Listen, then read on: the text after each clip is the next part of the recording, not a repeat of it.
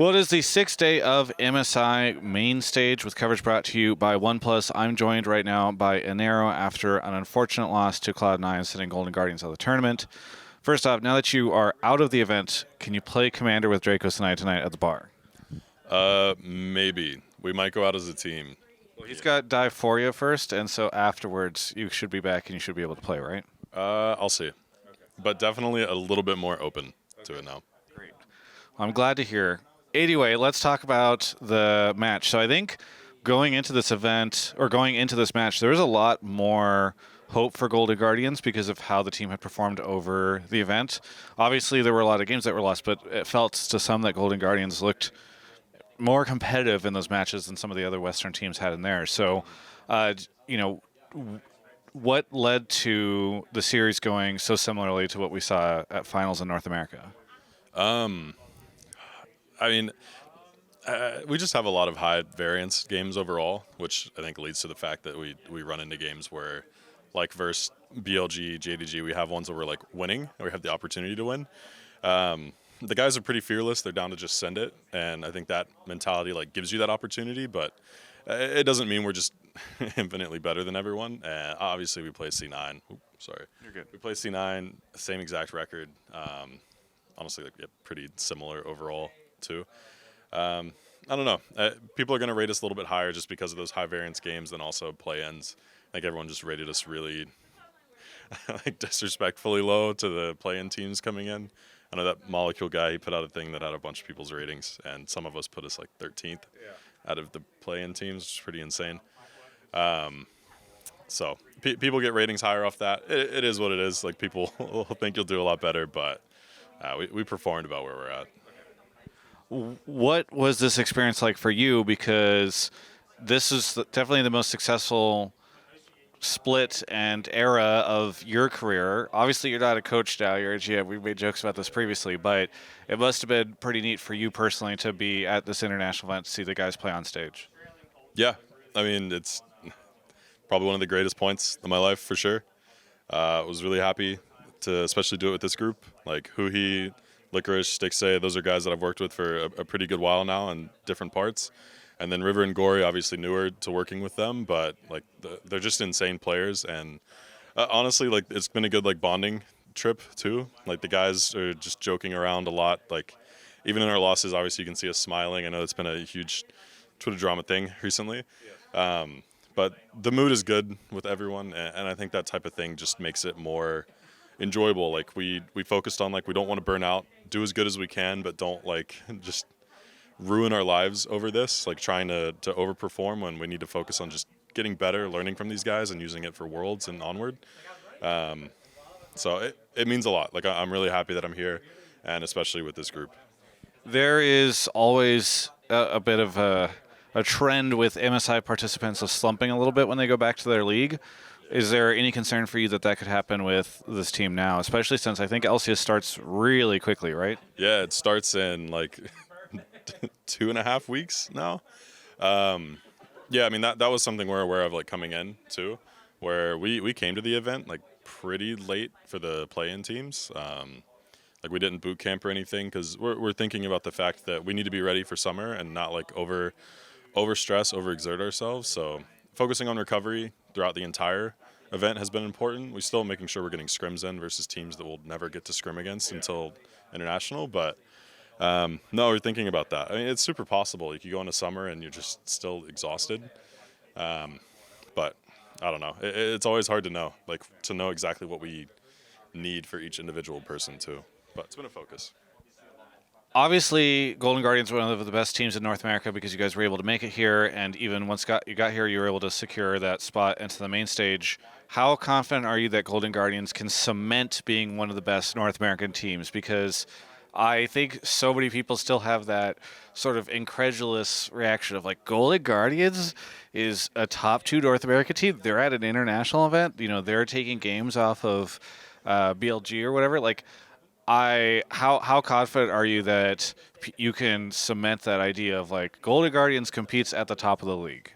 I mean, it takes a build up to that. even though I'll shitpost with you sometimes about it, I hate to be like egotistical and be really confident that like, hey, this is where we're at. We're here always now. Like we're gonna do this forever, and we're just one of those top teams. I just want to know like we're in that spot now. We're good at it. We need to keep doing what we're doing and find improvements so that people don't catch up. I think it's impossible to say like we're cemented, like we're C9, like we've been to an international event once. A lot of things we could do better, and I don't want to be like those teams that get their one berth in, ego on everyone, like, yeah, you guys are shit, we did this right, we did it perfect. Heard a lot of that. What was it, last year? Yeah, it was last year when that happened in spring, and I thought that was pretty cringe overall. So don't want to end up like that, but the capacity is there to do it. We just have to be humble about it and keep moving forward and keep improving. Have you been able to pay attention to current events back home while you have been at this international event? I have, unfortunately. Yes. Well, I am curious, and I have to ask anybody associated with North America while I'm here, what you think of the news that that LCS teams voted and then Riot agreed to no longer require them to field NACL teams. It's pretty not disappointed overall that it's happening, but just how like the speed with which it's happening. I think in summer, the fact that it's happening now is pretty depressing overall. Not a lot of time to really make decisions on that, and especially with like the lives and careers of guys that are living in LA. I'm not too happy with it, and I think the fact that it happened this way is financially understandable, and I understand why orgs have wanted it. So for context, orgs have been asking for this for years. Every pretty much year I was a coach, I heard this conversation that they're trying to do it. So that it's happening now and so fast isn't a surprise, but the speed is pretty fucked in my opinion. Not too happy about it. Don't know, like I don't know where we're sitting at with it, so I can't really say. But it's just disappointing. I don't know why it needed to happen so fast. I mean, I think even the PA put out a thing of they didn't realize it was coming so quick. Yeah. And I don't know what the ownership level is like, but I've been focused on MSI, so it hasn't been on the forefront of my mind, but I knew it was coming eventually. So I don't know, it's just pretty sad. Like I love Academy. I've said in the past, like I would have preferred to have been an Academy coach for my whole career, but can't do that. And needed to work in LCS, and now that it might not exist in the same way, it's depressing. How, when you go back, do you anticipate personally trying to get involved in the efforts to secure long-term development capabilities for the region? In what way? Like, what do you mean? I guess in any way, right? Like, because I think there's a lot of conversation around, okay, what happens next? And I think the PA is calling for people to stand up on certain things and to speak out about the stuff. Obviously, you're in a position within your org to be able to lobby to continue to have the org invest in development of North American talent or develop within NACL. So I guess for you personally, do you have any idea of what, when you get back to North America, your plans are if they need to try to like continue to promote this and make sure that this thing doesn't go away?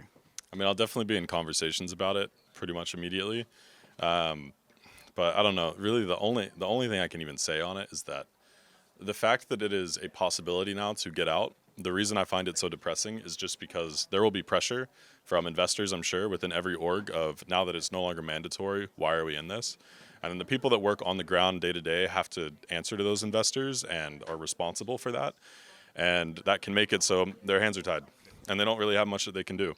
And I think that is just because like Riot in this case has done it and chose to do it so fast. Don't know the reasons for why they did, but it's just shit. Like I don't even have a better word for it. It's just shit. Like it's pretty frustrating for me.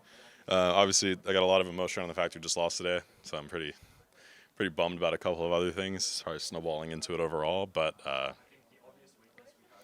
I don't know, man. I'll see what I can do, but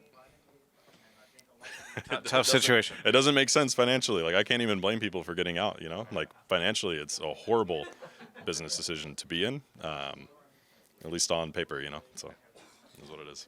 Well, I'm getting the sign that we are over time. So thank you so much, Inero, for the interview. For everyone else, you can check out the rest of my coverage of all things MSI right here on my YouTube channel. Thanks so much for watching that interview. Hope you really appreciate my MSI coverage. And if you do, you should also appreciate OnePlus for sending me out here. This is the OnePlus 11, which is now available. It's an amazing phone with a lot of really cool features for gamers, which it's just been really fun for them to send me this phone and for me to check it out. It's got an amazing camera system and so much more. And if you would like to check it out, one, you can go to the link in the description below, but also I've got an extra one. They sent me an extra one of these things. It's again, a really cool phone. And I'm going to be giving it out to one of you. So we're going to be doing a giveaway. Check my Twitter for more information on that. We're going to be doing it over the course of the event. But thank you so much to OnePlus for hooking me up. And hopefully we can hook you up too if you end up winning the giveaway. But either way, thank you so much to OnePlus. And thanks for watching my video.